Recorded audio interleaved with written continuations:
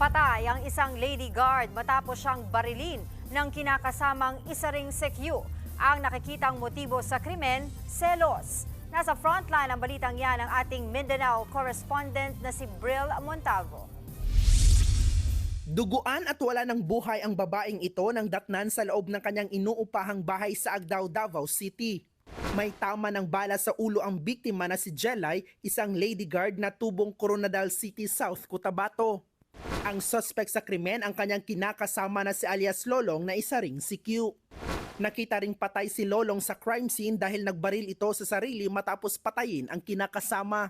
Ayon sa mga kapitbahay dito, 2 putok umano ng baril ang kanilang narinig kung saan nakita ang bangkay ng mag-live-in partner doon sa kanilang kwarto na nakahandusay at wala ng buhay.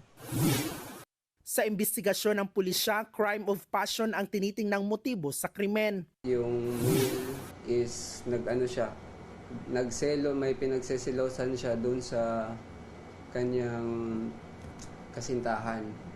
So ang nangyari is parang pinlano niya na patayin yung kanyang kasintahan.